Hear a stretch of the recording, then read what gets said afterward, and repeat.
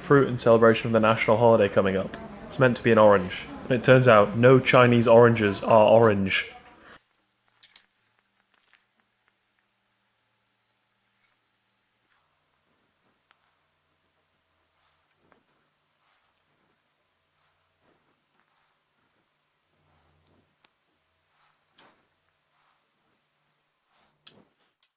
Beijing is a city of distinct opposites. We decided to leave ours to have dinner somewhere local.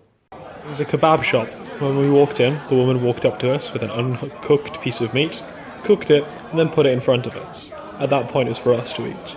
The food was naturally delicious and ridiculously cheap. And after this, the office was invited out to celebrate Tiffany's birthday. We ended up going to karaoke, which, as I'll get on to, is a big thing in Beijing.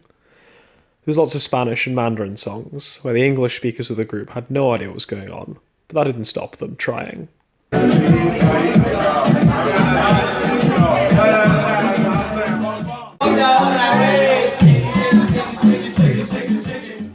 then after karaoke, the group of us who lived vaguely in the same area walked on home.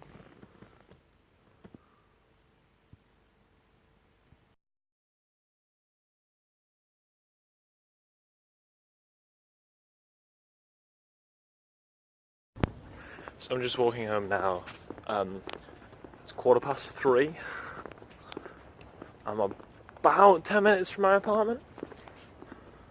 I'm very lucky in that my roommate sleeps very small. My roommate, my apartment mate, flatmate. I'm very lucky in that my flatmate sleeps very, very heavily, and is also a lovely guy, and that he tolerates me doing things like this.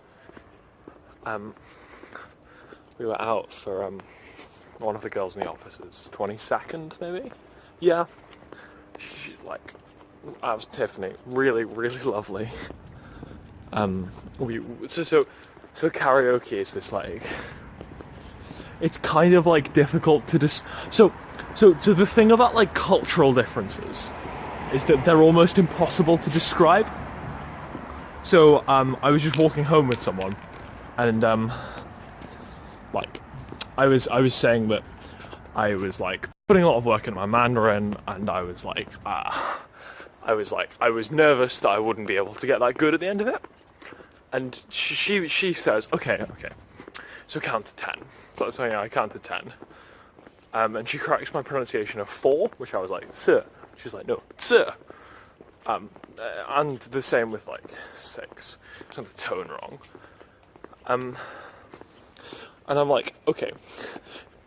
So I'm aware like the reason she tells me to count to 10 is because she basically wants to like help me. Like I'm appreciating that, you know, I'm saying, look, I feel bad that I'm not good enough at this, and her response is like, okay, I will do what I can to make you better. And I remember literally just being like, okay, so if we were in England, I'd kind of like hug you as a response, because we're like good friends, and that's kind of that's the accepted, like, I appreciate you, you have just done a kind thing. But like, but hugging's not a thing in China. You don't put your body on someone else's body. Like, it's just not on. Like, so yeah, like, trying to describe like the weirdness of that, it's kind of just alerted me to how like odd culture is. This is it, incidentally. Speaking of which, this is the Sanjia Cultural Centre. You almost definitely can't read that, but I'm going to walk past it the day at some point. I pointed out there. But right. But so the reason I mention this is that in the cultural thing I'm like unable to describe is like how big karaoke is in like Chinese society. So it's to the extent that in malls you can hire one-man karaoke booths. Like you can literally hire a booth where you yourself can sing karaoke, like by yourself. Like what? So for her big birthday, like the natural thing to do to celebrate it was to go to karaoke. Like so weird, strange. But no, it was a really good night. Like, sorry, I'm crossing the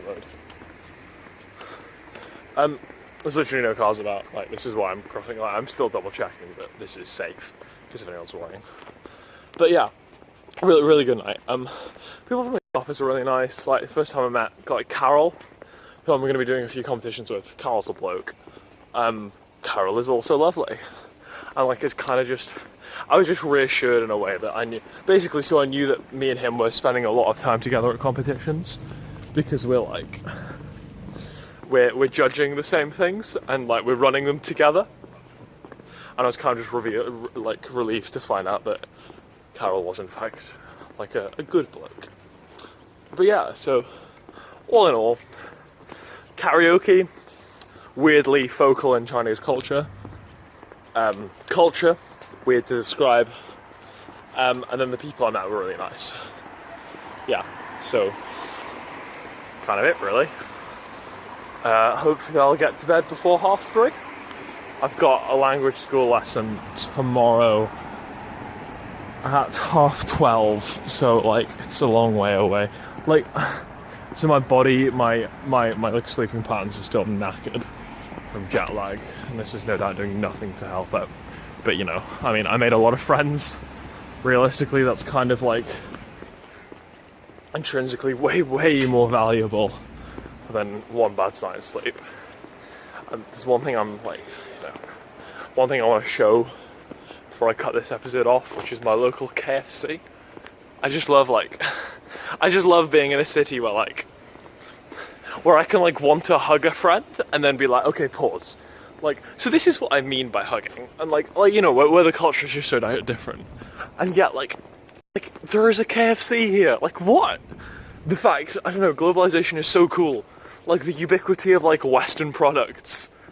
And also, like, the lack of ubiquity of, like, oh my god, it's so cool. So, yeah.